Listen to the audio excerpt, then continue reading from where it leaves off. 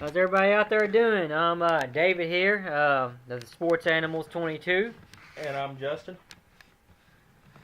Well, we're gonna start here talking about the All-Star Game tonight. For both of us, it was a pretty big disappointment because, of course, the National League lost the game and it ended their three-game winning streak. So now the American League is gonna get home field advantage in the World Series if it goes to 7 games. Well, my take of this whole game was pretty much it was a boring game, and the National League just couldn't hit anything to save their life. They got 2 hits the whole game, and the American League, even though they only got 5 hits, they had 9 hits. 9 hits. Okay, I'm sorry, 9 hits. You're right, 9 hits. Their pitchers pretty much outpitched the National League pitchers. It was like the National League hitters didn't show up. They had 3 hits the whole game. One of them was in the ninth inning. They just couldn't hit the ball. Matt Harvey did an outstanding job. By and large, the National League pitchers did okay. Clayton Kershaw did really good well. I mean, they did give up 3 runs, but that's still respectable. And each Kimbrel gave up a run. Corbin, the loser, gave up a run, and then one other pitcher gave up a run. Yeah, the winner was Chris Sale. And one thing that we both of us disagreed on was Mariano Rivera coming in the 8th inning instead of 9th. Jim Leland decided to bring in Joe Nathan in for the save in the 9th inning. And to me, that would just completely not classy at all. It was downright tacky. Yeah. It's Rivera's last All-Star game. He's a Hall of Fame pitcher. I mean, I hate the Yankees with a passion, but Mariano Rivera deserved to pitch the 9th inning for what he's done, not only this year, but throughout the course of his career. Even if you looked at it on a basis of this year, he's more deserving. Joe Nathan's better than Mariano Rivera? Come on! Yeah, and that's the thing. I mean, if it's about winning a game, then there's nobody that you should not trust more than Mariano Rivera to close out the game, because he's made a living off doing that for his whole career, and so I didn't understand that at all as far as Jim Leland's perspective went. Joe Nathan should have pitched the 8th inning. Mariano Rivera should have pitched the 9th. Period. Now, I do agree, Mariano Rivera deserved the MVP. I have no issues with that at all. I think his speech, basically, he said thank you about 50,000 times. Didn't really say a whole lot other than that. But he was very grateful. He was very professional. It was outstanding. He deserved that award. Period.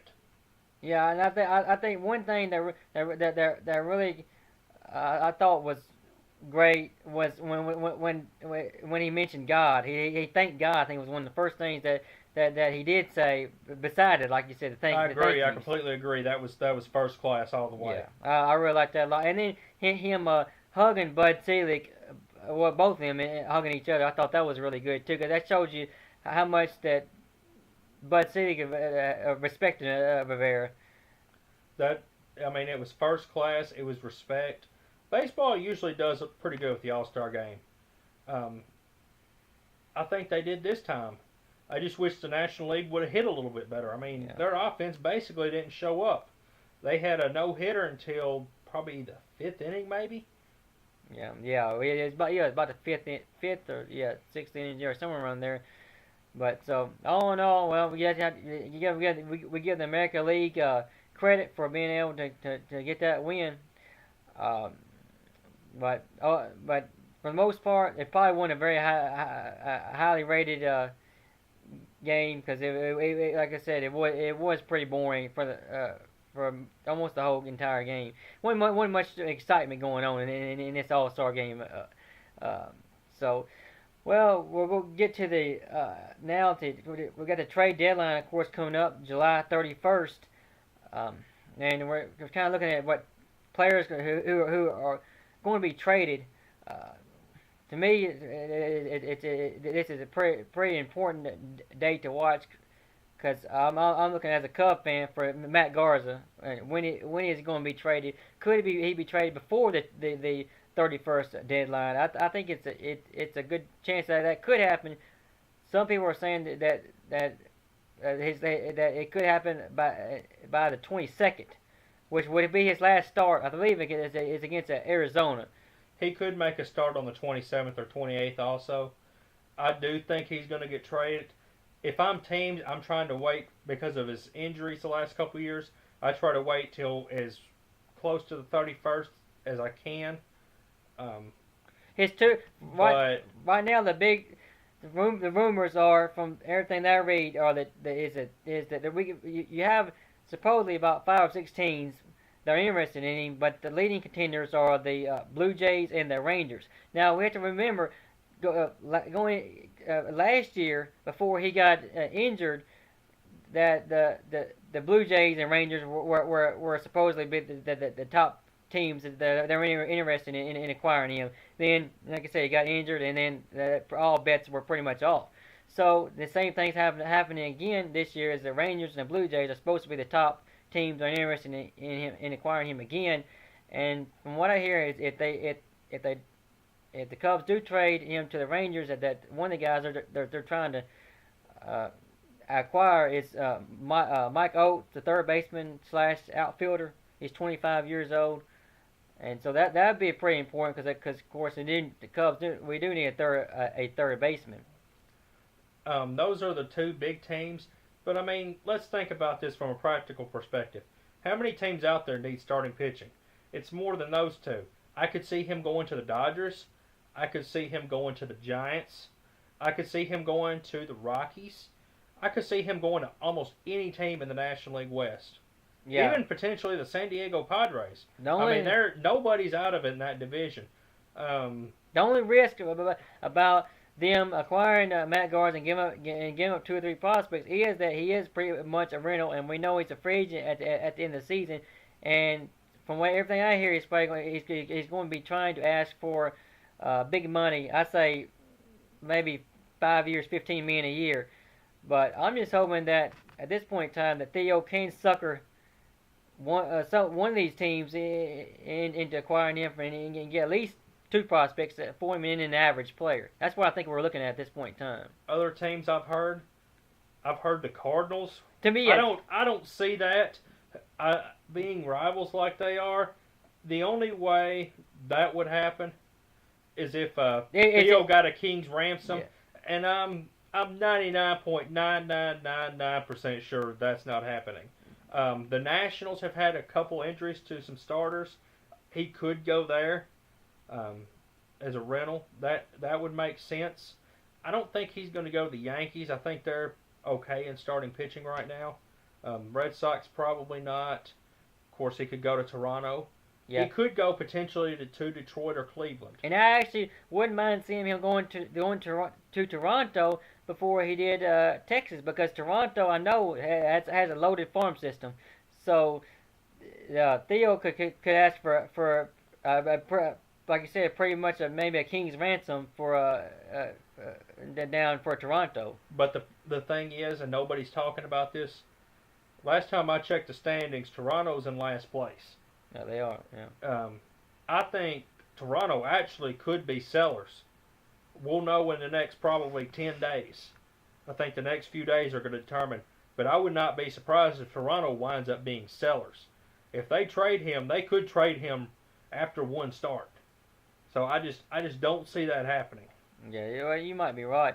But I like to go on. What about, I think, as far as early Cy Young awards go, to me, how is Clayton Kershaw not one of the favorites? I know this guy's got like only 8 wins. He's 8-6, but he has like a 1.98 ERA. And to me, if this guy can get close to 15 wins, I think you have to pretty much look at him as almost like a Tim Lincecum, where he won that Cy Young award that year, and pretty much Kershaw has to be considered to be the favorite to win this Cy Young award. Speaking of Tim Lincecum, congratulations to him for throwing a no-hitter this past Saturday night against the Padres. With everything that's been going on in Major League Baseball off the field, this was good for baseball. Yeah. I guess he went to his dad and his dad gave him some advice on how to pitch, since he's had the issues with his mechanics over the past few years. Is it just a one start wonder? Has he turned the corner? We'll see. Yeah. The Giants' starting pitching has been struggling. That's one of the reasons I think Matt Garza could go there. Last week, Matt Cain had a start. He didn't get out of the first inning. Baumgartner has done okay, but he's not been doing that well. Matt Cain. The Giants are struggling right now. Yeah. Their pitching which is what has helped them win the World Series twice out of the past 3 years. They're struggling right now. I think They are. I never thought I'd say this. The Giants need to go out and add another starting pitcher. Well, I kind of disagree with that in a way because I just go by their history, and usually they are a second half team. And even though if you go back to last year, from now that they were pretty much I think winning the division or close to winning the division at this point in time. Whereas right now they're in, I think next to last or last place and 6.5 games back. But still, I don't believe in the Diamondbacks, the Rockies, or San Diego. So I think that the Giants, even if they don't add another starting pitcher, as long as they just need to get kind of healthy, get Pablo Sandoval back. They got Buster Posey leading offense right now, and I think the pitching will improve the second half of the season. And I still think if they don't win the division, they're going to getting the wild card.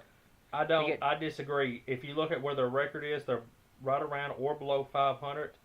I don't believe a wild card's coming out of the Western Division. To go in the playoffs, you're going to have to win that division. Because if you look, there's very little difference between first place and last. Arizona, I think, is in first place, and they're only like 5 games above 500. Now, I mean, it could change the second half of the year. But if you look, if the playoffs started today, both National League wild cards would come out of the Central. It would be the Reds at the Pirates. We know that it's not starting today. So we can still have another whole second half of the season to go, and a lot of things could change. It's no guarantee that a team out of the West couldn't get like the Giants, for example, or can't get hot, go on a run, and then still want to if they don't win the division, get the wild card. Now, it might not be very likely, but I'm just saying it still could happen. I disagree because you're going to have 2 teams get hot, not just one. If a team gets hot, they're going to win that division. Whoever gets hot is going to win that division. Yeah, I still think that it's a good chance that it could be the Giants because, like I said, they won 2 out of the 3 World Series for a reason. Right, and plus the Nationals could turn it around. I mean, they're not playing anything like they were playing last year. But if they turn it around, I mean, it's possible a wild card could come out of the East. I don't think it's going to, but I think it's more likely to come out of the East than it is to come out of the West, as of today. Yeah. Now, it could change next week, but as of today, I think both are coming out of the Central. If one came out of one of the other divisions, it's going to be the East. Yeah, I think probably right now, I would probably agree that they both would come out of the Central, but we just have to see how the second half of the season plays out. It's going to be interesting to see. I mean, it's got a lot of games left, so it's gonna be some good baseball. I think the second half of the season. Now, of course, we got this biogenesis report that everybody keeps on talking about. What's going to happen with that? Of course, the 2 most important guys on that list, as far as I'm concerned, is Ryan Braun and Alex Rodriguez. Then you got I think it's 21 guys in all. The only other kind of fairly big name that stands out to me is Nelson Cruz. But the biggest thing is... Hang on. Bartolo Colon well, yeah, is another one. Yeah. And also, I believe it's Saravelli, the catcher for the Yankees, is on there. Other than that, though, it's people like Jordan Roberto, no people names. like that, pretty much no Yeah, names who are on terrible teams. yeah. So right now only thing question we have is when are the suspensions going to come down, and of course the Major League Baseball Players Association is already saying, well, yeah, the, the they could get suspended, but it won't happen until the end of the season, which probably will be the case because but I say probably the suspensions will be announced, but it's a good chance they won't be um, required to start suspension until next year. I believe the suspensions, from the rumors I've been hearing, they're supposed to come down Thursday or Friday. I believe it's Friday they're supposed to come down. That being said, I'll put it this way: I do expect the suspensions to come down at that point, but no suspensions will be served until the appeals process is over. As soon as the suspensions come down, they will immediately be appealed, and it will be probably the off season. Could go to court, for sure an arbitrator, and could possibly wind up in a court of law like the New Orleans Saints bounty case before any suspensions are served. Now, they're saying, MLB saying because of the way this investigation is, it's not actual drug test. They don't have to abide by the terms of the collective bargaining with regard to steroids. The 50 games for the first offense, 100 for the second, and lifetime for the third. So I think, from my understanding, MLB's looking at a lot tougher sanctions. I'm hearing 100 games. I'm hearing 150 games. I'm hearing lifetime bans. A lot of people think A-Rod's going to get a lifetime ban. Yeah, I can't see that happening. No. The Yankees probably would like it. Yeah, they'd love it because they would love to get out of that contract. Yeah, but it's not going to happen. I think as part of the suspensions, though, these teams should be allowed to get out of their contracts. Now, do I think that's going to happen? No. But I think it would be a good practice if they would put language in there like this. That would help a lot of this go away. But I think the union is going to fight this tooth and nail. Number one, they're the biggest union on the face of the planet. And two, because it's not in the collective bargaining agreement, I hate to say it, the union could win this. Yeah. I think it would be bad for the steroid progression that they've made. I think it would be bad for the sport if the union did win this. But it would not shock me if the union won this because of the way the collective bargaining agreement is. What Major League Baseball could do is, I've heard, maybe send the findings to the union, negotiate with the union before the suspensions are ever handed out. Yeah. Well, I'm already sick of hearing about it. I just want to get it done, and quit trying to tell everybody that as a commissioner is saying right now, the baseball is cleaner than ever. Don't give me that stuff, that crap, because baseball is not cleaner than ever. Because if that was the case, then we wouldn't be having this biogenesis report coming out. So that's just. It's time. I hate to say it. It's time for Bud Selig to go. Just like I'm glad David Stern's going, it's time for Bud Selig to go. I heard him say, I guess it was on Letterman or on ESPN, that attendance records is at an all-time high. And I think Callan Cowherd of ESPN Radio's The Herd made a good point. That doesn't necessarily mean that your revenue's up, because fewer people are watching TV. That perhaps the attendance, the fan participation is going down. And in the NFL, you don't have that. Yeah, you've had a fan attendance go down a little bit over the last couple of years, but they're all going to TV, so they're still the league is still making monster revenue, probably even more revenue because of that. Yeah, and I'm glad Jimmy did just now mention the NFL, because that could just transcend into what we want to talk about with football, as far as that goes. We have it seems like it might be a quarterback controversy with the Philadelphia Eagles, with Chip Kelly coming out saying just yesterday, I believe it was, that he is not named a starter yet. So I mean, most people figured that it would be Michael Vick's team, but it looks like, as far as Chip Kelly is saying, that No, that's not yet the case. Whereas Vic and Nick Foles right now are sharing the snaps, with Matt Barkley being the third string snaps. So that's what I call a good quarterback controversy going on down in Philadelphia, and we'll have to wait and see how this plays out. I guess Chip Kelly's going to go in and say it's going to play out on the practice field, but why? Vic is going to be being the starter, but I'd be shocked if he finished the season, because we know that anyway he stays hurt all the time. He never does finish the season. So I think that before this year is over, they expect either Nick Foles or Matt Barkley to wind up being the starting quarterback down in Philadelphia. I agree. I think it's good that there's a quarterback controversy. If you really look at it, the Eagles are, Chip Kelly's a first-year coach in the NFL, first year with the Eagles. The Eagles were 4-10 last year, or 4-12, I think, under Andy Reid. It's time for a new era. But that being said, I think it's going to be a year or two. The Eagles are going to have to do a little bit of rebuilding.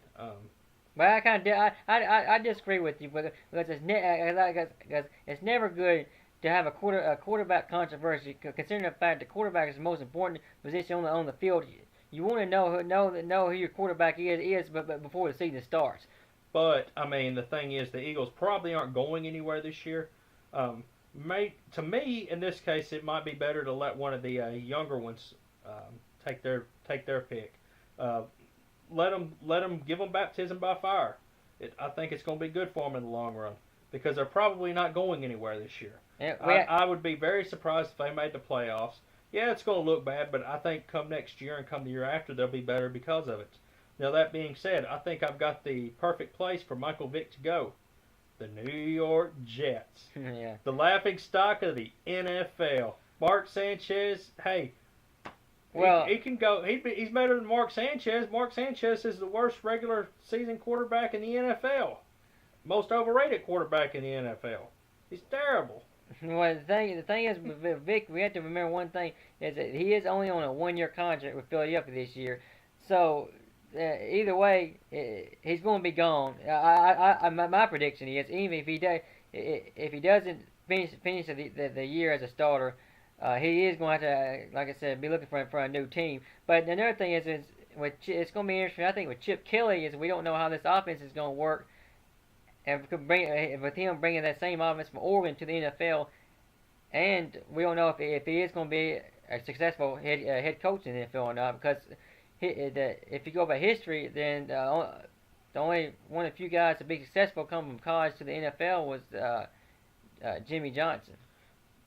The amount of money, the amount of years in the NFL, unlike the NBA and unlike baseball, is completely irrelevant, because you can be cut tomorrow. And it don't matter how many years you've got left on your deal. It don't matter how much money you've got left on your deal. It's not a guaranteed deal. So that's really pointless. But that being said, I could see Michael Vick being starting quarterback of the New York Jets. Well, he'd be better than Mark Sanchez. Of course, I know that's not saying much, but that's another thing is we got another big kind of controversy down with the Jets, since you don't seem to want to stop talking about one of the worst teams in the NFL. They're the laughing stock. Yeah. Well, right now they got with Geno Smith and Mark Sanchez, where both those two are kind of going at each other, as far as mouthing off with each other, and that's gonna be, I think, to me, another big controversy as far as the quarterback position goes down there. Who's gonna be the starter? And Mark Sanchez is saying don't worry, he's gonna be the starter week 1. But they did draft Geno Smith, so I wouldn't be surprised if Geno Smith beats him out of the starting position. Even though they had to pay Mark Sanchez $8.5 million this year, whether he starts or even gets cut, they still have to pay him that money, which to me is absolutely ridiculous, because this guy is the worst quarterback in football. That's the only reason he's still around. That and the fact Rex Ryan's job's on the line, and I don't expect him to last. He might last to the end of the season. But opening day 2014, he will not be a Jet. He will not be the Jets head coach. And also, I've heard Oh, I think rumors throughout the. he will be the Jets head coach because the owner loves him to death and is pretty much married at the hip to this guy. Also, I've heard rumors that his wife has I'm not sure where, but I've heard she's got a tattoo of Mark Sanchez, saying Mark Sanchez on her body. Oh yeah, she does. That is true. That's sad to say, but yeah, it is true. He's in love with they're in love with each other. Um, no, another big thing as far as in the NFL, as far as I'm concerned, is that as a Patriots fan, that I've been kind of looking at the news. Of course, is Alfonso Denard, our starting defensive back, just got arrested like about last week on a DUI charge. So this is this guy's second offense. The first time around, he had an offense where he assaulted a police officer. So this is going to be right now. The Patriots are still kind of getting the information on this latest arrest, and he is still on the team. But they start their first practice the 25th of this month, and he is due in court to see the judge the July 31st, and the judge is going to determine whether or not he violated his probation. And if he did, then there's a good chance that he's going to go back to jail. If that happens, then Patriots probably will wind up cutting him. And this is pretty big because this guy they did draft him last year. He fell to the 7th round, 200-something pick out of Nebraska because of all his problems that he has gotten in trouble. So we'll have to wait and see how this plays out. But it is pretty big as far as if they do cut him, that's another player lost on New England. Also, I've heard that right now the Patriots lead the NFL in arrests. I mean, what's up with all the arrests this year? There's like 30 something arrests. It's like there's almost one for every team in the NFL this offseason. I mean, maybe the NFL does need 18 games just to keep these players out of trouble. I don't know. I mean, this is getting downright ridiculous. But I've heard the Patriots lead the world in arrest, and the Bengals had a meeting to determine what was wrong. No, while they're not leading the world in arrest. They should be leading arrest. We just have a little bit of bad luck as far as what I can see. Hey, isn't it about time for Fat-Man Jones to get arrested again? Either that, or you're going to hear about him being broke, which I'm sure he already is. Or a bodyguard shooting somebody at a strip club or something. I don't know. Yeah. I'm surprised he's actually still in the league right now. But I'm surprised he stayed out of trouble for as long as he has. Yeah. The Bengals would be the one to take him though, because they always take a bunch of troublemakers. The Cowboys are the second, and then the Bengals are the first, I guess, as far as wanting to have outlaws on the team. I don't know. Yeah. Well. Football is not too far off though, and it's gonna be another good year, and I'm always looking forward for some football because to me it's my favorite sport, and it's the number one rated sport for a reason. So, one thing football needs to get done though, and that is to me this is very important, and that is getting a blood test. Just like baseball finally has gotten done, and testing and random drug testing these guys in football, because I think a lot of these guys in football are taking steroids, HGH, what have you, and it have been for the longest time. And just they never have had the random drug testing, and the commissioner has always Goodell has said that he's going to get this testing done, but he still hasn't done it yet. That being said, though, that's not the NFL's worst problem. Their worst problem is these players staying in trouble. Yeah. Staying in trouble with the law, getting arrested every time they turn around. That's the first thing they got to fix. Major League Baseball, by and large, doesn't have that problem. I mean, they do have the problem with the HGH and the steroids, but that's their biggest problem. Football has that problem, but that's below players getting arrested. Another thing, as far as football goes, I want to see the New Orleans Saints this year. I think that this team has a chance to get back in the postseason with Sean Payton coming back from his suspension, being out for the whole year last year, because he makes a world of a difference for Drew Brees as far as because he's a head coach and and offense coordinator, so he's calling the plays. And I think with him being back, that the Saints could very well have a shot at making the playoffs this year. Uh, but we'll have to see how that turns out. Sadly, it's going to be. I think in Tennessee, it's going to be another for all you Titans fans out there, which I'm one of you. I think it's going to be another rebuilding year. I think we're looking at 6-10, 7-9, 8-8's a good year. I think for Locker this year, I think it's put up or shut up. I think for the head coach Muschamp, whatever his name is, it's Yeah. It's put up or shut up. I think he needs to be gone. I think he's overrated. I don't see though him getting fired. For some reason, they tend to be slow at coaching changes, but I think it's time for someone new. I don't think, to me, he never was the right fit. I understand having to let Fisher go because that had kind of grown old, kind of gone stale, kind of the same way Andy Reid in Philadelphia. But I think you could have done a better job with replacing him. Yeah. Well, one team that I'm really looking forward to seeing what they do with their newest acquisition is Percy Harvin going to Seattle. And I think, of course, it's always with this guy if he stays healthy. But if that does wind up being the case, then this guy is a game changer. And with him being with Russell Wilson, then look out as far as Seattle goes. I mean, they're not like they need another weapon.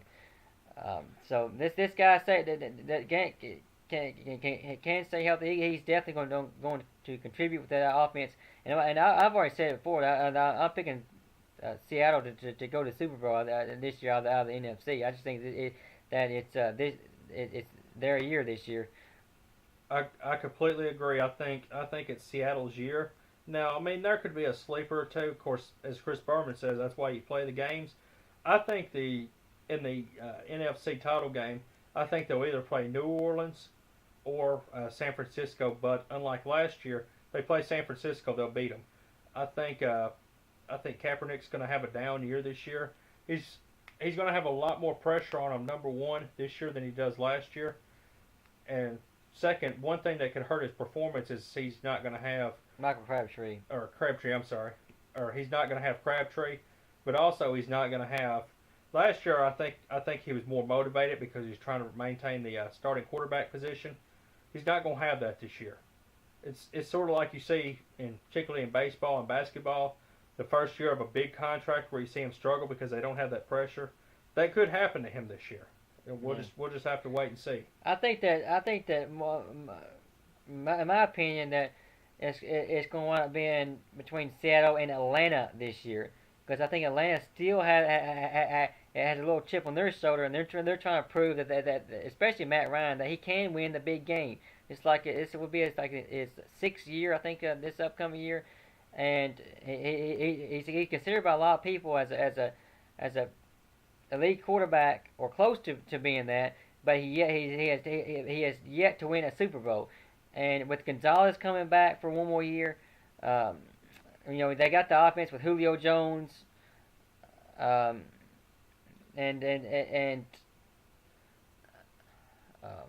another receiver. I think that would be a good sleeper pick. That being said, historically the Falcons tend to do like a Peyton Manning. They tend to choke in the playoffs. Now, at some point, they'll probably win. Could be this year. We'll just have to wait and see. Roddy White. With Roddy White and Julio Jones, they probably do have the best, at least one of the best offenses in all football. So, yeah, you're right. They do choke. But remember that they were only one down away from from beating the 49ers last year and going to the Super Bowl. So, I think that they will be back again.